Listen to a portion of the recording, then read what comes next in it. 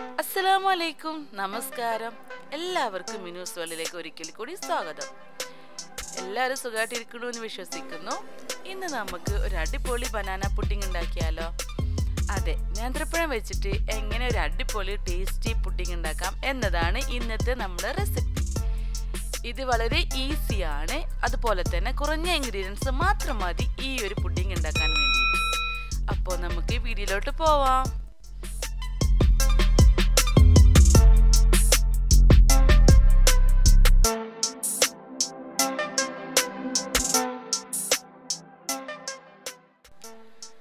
ഞാനിപ്പോൾ ഇവിടെ എടുത്തിട്ടുള്ളത് 2 നേന്ത്രപ്പഴമാണ് കേട്ടോ. ഇതുവരെ മീഡിയം പഴുപ്പാണ് ആയിട്ടുള്ളത്. അധികം പഴുക്കാത്ത നേന്ത്രപ്പഴം എടുക്കണം, അല്ലെങ്കിൽ നമ്മളിത് വാട്ടിയൊക്കെ എടുക്കുമ്പോൾ പെട്ടെന്ന് തന്നെ കുഴഞ്ഞു പോവും. അത് ഇല്ലാതിരിക്കാൻ വേണ്ടിയിട്ടാണ് കുറച്ച് ബലമുള്ള ടൈപ്പ് എടുക്കാൻ പറഞ്ഞത് കേട്ടോ. ഇനി ഇത് നല്ലോണം ചെറുതാക്കി കട്ട് ചെയ്തെടുക്കണം. ഈ ഒരു പുഡിങ്ങിൻ്റെ മെയിൻ ഇൻഗ്രീഡിയൻ്റ് എന്ന് പറയുന്നത് തന്നെ നമ്മളുടെ ഈ ഒരു നേന്ത്രപ്പഴമാണ്. കുട്ടികളൊക്കെ ഇപ്പം നേന്ത്രപ്പഴമൊക്കെ നേരിട്ട് കഴിക്കാൻ കുറച്ച് മടിയുള്ള കൂട്ടത്തിലാണല്ലോ. അപ്പോൾ നമുക്ക് അവരെ കൊണ്ട് എങ്ങനെ കഴിപ്പിക്കാമെന്നൊക്കെ ആണെങ്കിൽ ഇങ്ങനെ പുഡിങ്ങോ അല്ലെങ്കിൽ അങ്ങനെ എന്തെങ്കിലും ഡിസേർട്ടുകളൊക്കെ ഉണ്ടാക്കി കഴിഞ്ഞാൽ അവരൊക്കെ എന്തായാലും കഴിക്കും. അപ്പോൾ നമ്മളുടെ പഴമൊക്കെ ഇവിടെ കട്ട് ചെയ്തെടുത്തിട്ടുണ്ട്. ഇനി നമുക്കിതൊന്ന് വാട്ടിയെടുക്കാം.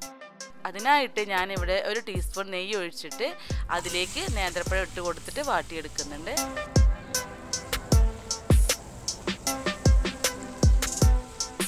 ഈ പഴം വാട്ടുമ്പോൾ പ്രത്യേകം ശ്രദ്ധിക്കണം, നമ്മൾ ഒരുപാടൊന്നും ഫ്രൈ ചെയ്തെടുക്കാനും പാടില്ല കേട്ടോ. നല്ലോണം ബ്രൗൺ കളറൊക്കെ ആവുമല്ലോ, അങ്ങനെയൊന്നും ചെയ്യരുത്. നല്ലൊരു യെല്ലോയിഷ് കളറാണ് ഇതിന് ആവശ്യം. ഇനി ഇതിലേക്ക് നമുക്ക് ആവശ്യത്തിനുള്ള പഞ്ചസാര ഇട്ട് കൊടുക്കാം. 2 ടേബിൾ സ്പൂണാണ് ഞാനിവിടെ യൂസ് ചെയ്തിട്ടുള്ളത്. നിങ്ങൾക്ക് വേണമെങ്കിൽ, നിങ്ങൾക്ക് മധുരം കൂടുതൽ വേണമെങ്കിൽ മധുരം കൂടുതൽ ഇടാവുന്നതാണ്. പഴം പഞ്ചസാരയൊക്കെ അല്ലെങ്കിൽ നല്ലൊരു ടേസ്റ്റി ആണല്ലോ. ഇത് കണ്ടോ, ഈ ഒരു കളറാണ് ഇതിന് വേണ്ടത്. ഇതിവിടെ റെഡി ആയിട്ടുണ്ട് കേട്ടോ. ഇനി നമുക്കിതൊന്ന് മാറ്റി വയ്ക്കാം. ഇനി ഒരു പാൻ എടുത്തിട്ട് അതിലേക്ക് 1/2 ലിറ്റർ പാൽ ഒഴിച്ചു കൊടുക്കണം. ഈ പാലൊക്കെ കാച്ചുമ്പോൾ ഒരു കാര്യം പ്രത്യേകം ശ്രദ്ധിക്കണം കേട്ടോ. നമ്മൾ പാല് കാച്ചുന്ന സമയത്ത് അതിൻ്റെ അടുത്ത് നിൽക്കുമ്പോൾ ഇതൊന്നും തിളക്കില്ല കേട്ടോ. നമ്മൾ കുറച്ച് അങ്ങോട്ടും ഇങ്ങോട്ടും മാറി കഴിയുമ്പോഴേക്കും കാണാം അതെല്ലാം തൂവിക്കാണ് പുറത്തെത്തിയിട്ടുണ്ടാവും. എന്തായാലും ഈ ഒരു പാലിപ്പോഴും തിളച്ച് വന്നിട്ടുണ്ട്. ഇനി അതിലേക്ക് മധുരത്തിന് ആവശ്യമുള്ള പഞ്ചസാര ഇട്ട് കൊടുക്കാം. ഞാനിപ്പോൾ ഇവിടെ 2 ടേബിൾ സ്പൂൺ പഞ്ചസാര ഉപയോഗിച്ചിട്ടുണ്ട്. ഇനി നല്ലോണം ഇത് മെൽറ്റ് ചെയ്തിട്ട് എടുക്കാം.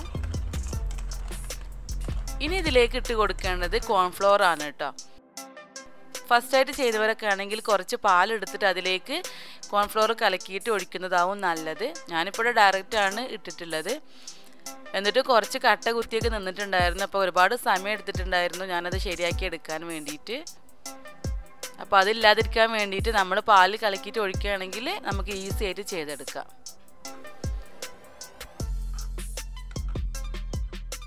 ഇതൊന്ന് നല്ലോണം മിക്സ് ആക്കിയിട്ട് നല്ലോണം കുറുക്കിയെടുക്കണം കേട്ടോ. അപ്പോൾ ലോ ടു മീഡിയം ഫ്ലെയിമാണ് ഇതിന് ഉപയോഗിക്കേണ്ടത്. ഇനി ഒരു ഫ്ലേവറിന് വേണ്ടിയിട്ട് 1 ടീസ്പൂൺ വാനില എസൻസ് കൂടി ആഡ് ചെയ്ത് കൊടുക്കാം. എന്നിട്ട് നമ്മൾ ചെറുതാക്കി ഇങ്ങനെ കുറുക്കി എടുക്കണം. ചെറിയ തീയിൽ വിട്ടിട്ട് വേണം കേട്ടോ. ഓവർ ഫ്ലെയിം ഇട്ട് കഴിഞ്ഞാൽ പെട്ടെന്ന് അടി പിടിക്കും. ഈ ഒരു കൺസിസ്റ്റൻസിയാണ് ഇതിന് ആവശ്യം. കണ്ടോ, നല്ല തിക്കായിട്ട് വന്നിട്ടുണ്ട്. ഇനി ഇതിലേക്കാണ് നമ്മൾ നേരത്തെ വഴറ്റി വെച്ചിട്ടുള്ള നേന്ത്രപ്പഴം ഉണ്ടല്ലോ, അതിൻ്റെ ഒരു 1/2 പോർഷൻസ് നമുക്ക് ഇതിലേക്ക് ഇട്ട് കൊടുക്കണം.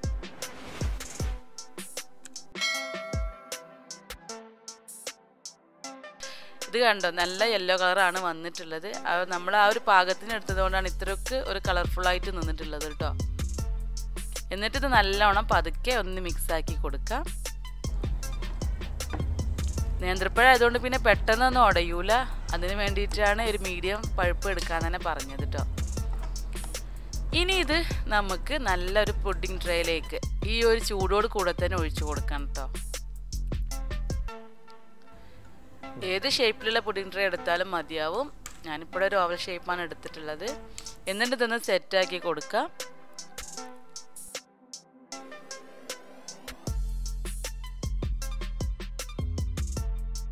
ഇനി ഇതിൻ്റെ മുകളിലേക്ക് ബാക്കിയുള്ള നേന്ത്രപ്പഴം ഉണ്ടല്ലോ, അതിങ്ങനെ ഓരോന്ന് വെച്ചിട്ട് നമുക്ക് സെറ്റ് ചെയ്തെടുക്കാം. ഇത് ഇത് ശരിക്കും നമ്മൾ ഇങ്ങനെ ഫിക്സ് ചെയ്ത് വരുമ്പോൾ നല്ലൊരു ഭംഗിയാണ് കേട്ടോ ഇത് കാണാൻ. അതുപോലെ തന്നെ നല്ല ടേസ്റ്റിയുമാണ്, ഹെൽത്തിയുമാണ്. ഇനി അടുത്തതായിട്ട് ഇതിന് മുകളിലേക്ക് ഞാൻ ഇടുന്നത് എന്താണെന്ന് വെച്ച് കഴിഞ്ഞാൽ ഡേറ്റ്സ് ആണ് കേട്ടോ. ശരിക്കും നമ്മൾ ഈ ഒരു പുഡിങ്ങിന് നല്ല മധുരമാണല്ലോ, അതുകൊണ്ട് ഡേറ്റ്സ് അതുപോലെ തന്നെ ഞാൻ കുറച്ച് കാഷ്യൂ നട്ട്സും കൂടെ ഒരു ഡെക്കറേഷന് വേണ്ടിയിട്ട് ഇട്ട് കൊടുക്കുന്നുണ്ട്. ഇനിയിപ്പോൾ ഇതില്ലെങ്കിലും കുഴപ്പമൊന്നുമില്ല, നമുക്ക് ഇങ്ങനെ തന്നെ പഴം വെച്ചിട്ട് തന്നെ ചെയ്യാവുന്നതാണ്. പക്ഷെ കുറച്ച് കളർഫുള്ളൊക്കെ ആണെങ്കിൽ ഡേറ്റ്സ് നട്ട്സൊക്കെ വെച്ച് കഴിഞ്ഞാൽ നല്ലതായിട്ടുണ്ടാവും. അപ്പോൾ നിങ്ങളുടെ കയ്യിൽ ഇപ്പോൾ ഡേറ്റ്സൊക്കെ ഇപ്പോൾ നമ്മുടെ കോമൺ ആണല്ലോ, നമ്മൾ വീട്ടിലൊക്കെ എപ്പോഴും ഉണ്ടാകുന്ന സാധനമാണല്ലോ, അതൊന്നും ഇല്ലാതിരിക്കില്ല. അതുപോലെ തന്നെ ഇപ്പോൾ കാഷ്യൂ നട്ട്സ് ആണെങ്കിൽ നമ്മുടെ വീട്ടിൽ എപ്പോഴും ഉണ്ടാകുന്ന സംഭവം തന്നെയാണ്. ഇപ്പോൾ നിങ്ങൾക്ക് വേറെ ഏതെങ്കിലും നട്ട്സ് പരീക്ഷിക്കണമെങ്കിൽ അങ്ങനെയും ചെയ്യാവുന്നതാണ്. ഇനി നമുക്കിതൊരു അരമണിക്കൂർ ഫ്രീസ് ചെയ്തിട്ടെടുക്കാം.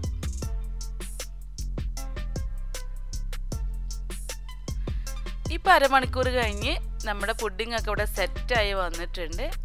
കണ്ടോ, നല്ല കളർഫുൾ ആയിട്ടുണ്ടല്ലോ, ഡേറ്റ്സിൻ്റെ കളർ മാറിയിട്ടുണ്ട് കേട്ടോ തണുപ്പടിച്ചപ്പോൾ. ഇനി ഇത് നല്ലോണം ചെറുതാക്കി ഒരു സ്പൂൺ വെച്ചിട്ട് തന്നെ നമുക്കിതിങ്ങനെ കോരിയെടുക്കാം. അതുപോലെ തന്നെ കട്ട് ചെയ്തിട്ട് എടുക്കണമെങ്കിൽ അങ്ങനെയും എടുക്കാം. ഇതൊരു നല്ലൊരു ടേസ്റ്റി ഡിസേർട്ട് തന്നെയാണ്, ഈസി ആയിട്ട് നമുക്ക് ചെയ്യാവുന്നതാണ്. അപ്പോൾ എല്ലാവർക്കും ഈ വീഡിയോ ഇഷ്ടപ്പെട്ട് കാണാമെന്ന് വിശ്വസിക്കുന്നു. നിങ്ങൾക്ക് ഇഷ്ടപ്പെട്ടിട്ടുണ്ടെങ്കിൽ നിങ്ങളുടെ ഫ്രണ്ട്സായിട്ടും റിലേറ്റീവ്സായിട്ടൊക്കെ ഷെയർ ചെയ്യാനും അവരോടൊക്കെ ലൈക്കും കമൻറ്റും ചെയ്യാനൊന്നും പറയാൻ മറക്കരുത്. അപ്പോൾ നമുക്കൊരു അടിപൊളി റെസിപ്പിയിലൂടെ കാണുന്നത് വരെ thanks for watching Minu's world. അസ്സലാമു അലൈക്കും.